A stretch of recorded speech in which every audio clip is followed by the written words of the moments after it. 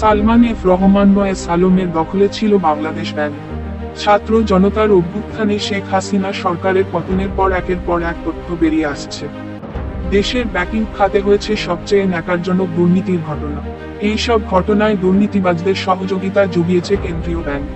জানা গেছে, গত 15 বছর কেন্দ্রীয় ব্যাংকটির একচ্ছত্র নিয়ন্ত্রণে ছিলেন সাবেক প্রধানমন্ত্রী উপদেষ্টা সালমান এফ রহমান এবং এস আলম গ্রুপের চেয়ারম্যান সাইফুল আলম।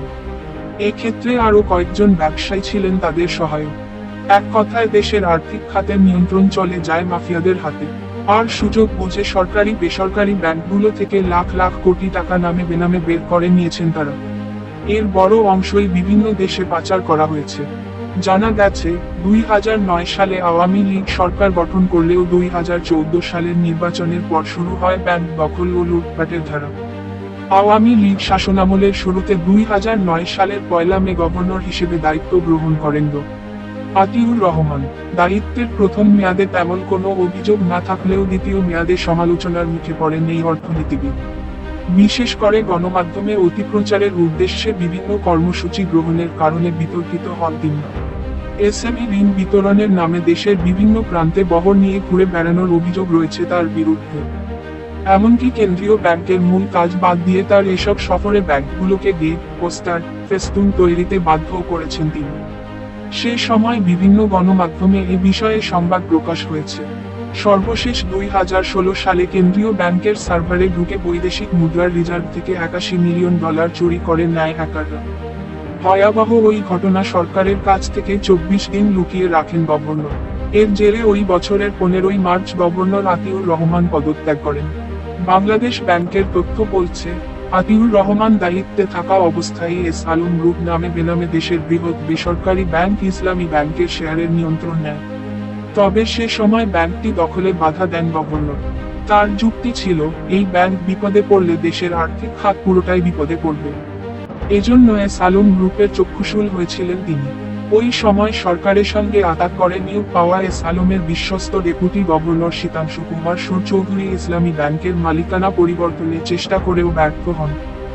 আতিউর রহমান পদত্যাগ করায় 2016 সালের 16 মার্চ দেশের 11তম গভর্নর হিসেবে নিয়োগ পান ফজলে কবির। সালমান এফ রহমান ও সাইফুল আলমের এস আলম পরামর্শেই তাকে সে সময়ে গভর্নর হিসেবে নিয়োগ দেওয়া হয়েছিল।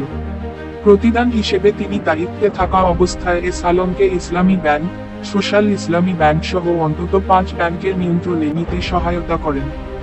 অবশ্য নির্বিঘ্নে ব্যাংক দখল ও সেখান থেকে বিপুল পরিমাণ টাকা বের করার সুযোগ করে দিতে একের পর এক নীতি পরিবর্তন করেছে কেন্দ্রীয় ব্যাংক। 2014 থেকে 2024 সাল পর্যন্ত বাংলাদেশ ব্যাংকের of sight supervision, banking regulation, বৈদেশিক মুদ্রা ও নীতি এবং পরিদর্শন বিভাগগুলো অন্তত অর্ধশত সার্কুলার পরিবর্তন করেছে। এমনকি কোনো কোনো ক্ষেত্রে একই বিষয়ে সপ্তাহের ব্যবধানে নতুন নীতিমালা করতেও দেখা গেছে। এস আলম, বেক্সিমকো সহ বড় গ্রুপগুলোকে বিভিন্ন সুবিধা দেওয়ার কারণে 2020 সালে সর্বসম্মতিক্রমে দ্বিতীয় মেয়াদে ফের গভর্নর হন ফজলে কবির। এক্ষেত্রে তাকে নিয়োগ দিতে গভর্নরের সর্বোচ্চ বয়সসীমায় পরিবর্তন আনা হয়। 2020 সালের 15 জুলাই গভর্নরের সর্বোচ্চ বয়সসীমা 65 থেকে বাড়িয়ে 67 করা হয়। ফজলে কবির তার দায়িত্ব থাকা অবস্থায় দেশের বড় গ্রুপগুলোকে সুবিধা দিতে অন্তত 31টি সার্কুলার দিয়েছেন। দেশের আর্থিক খাতের দুর্গতির জন্য তার দায় সবচেয়ে বেশি বলে সংশ্লিষ্টরা মনে করেন। ফজলে কবিরকে গভর্নর করার ক্ষেত্রে এস আলম ও সালমান এফ রহমান ঐকমত্যে পৌঁছাতে পারলেও আব্দুর রুফ তালুকদারকে নিয়োগে তাদের মধ্যে মতবিরোধ দেখা দেয়। ওই সময় সালমান এফ রহমান তৎকালীন বিএসএসি চেয়ারম্যান শিবলি রুবায়াতকে কেন্দ্রীয় ব্যাংকের গভর্নর করতে চেয়েছিলেন।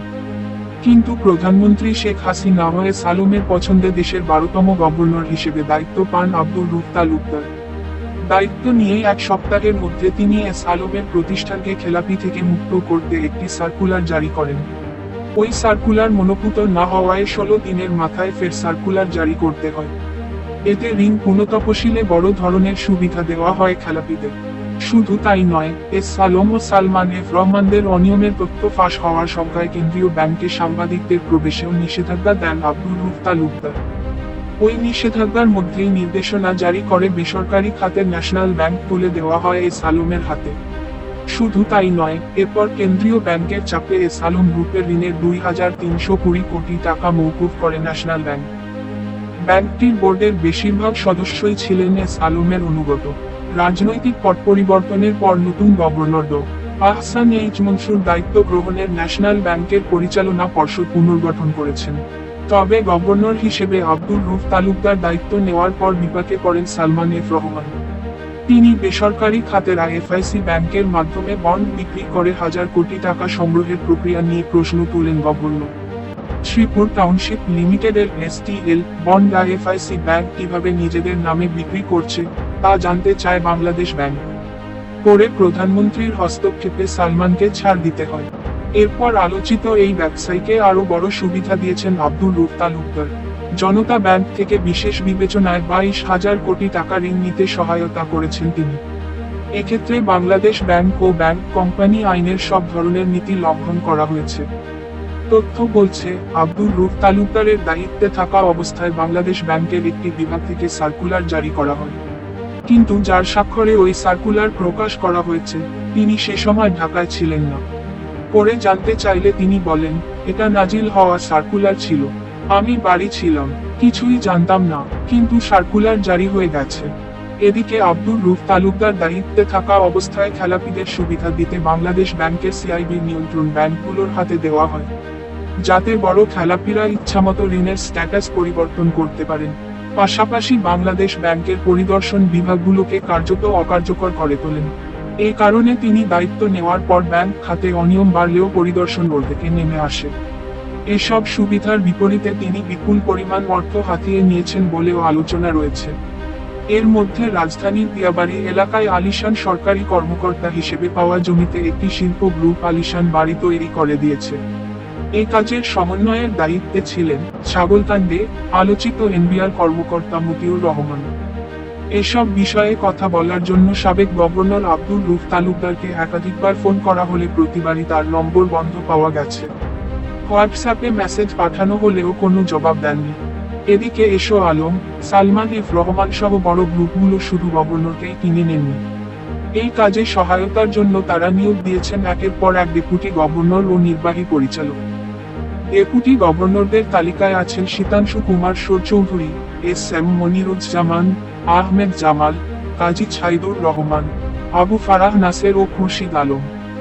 এদের মধ্যে এস কে চৌধুরী এবং মনিরুজ্জামান এরই মধ্যে আর্থিক প্রতিষ্ঠানে কেলেঙ্কারিতে অভিযুক্ত।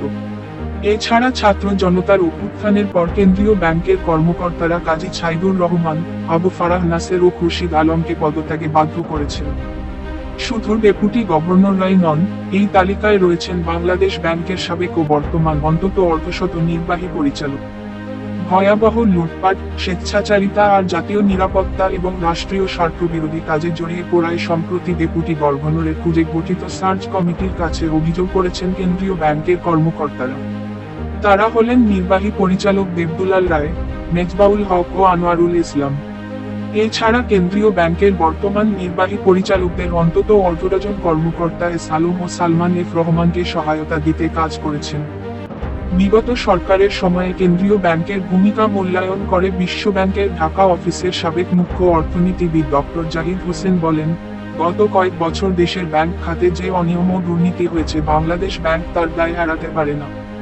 বিভিন্ন সময় কেন্দ্রীয় ব্যাংক সার্কুলার জারি করে অনিয়ম দুর্নীতির বৈধতা দেওয়ার চেষ্টা করেছে।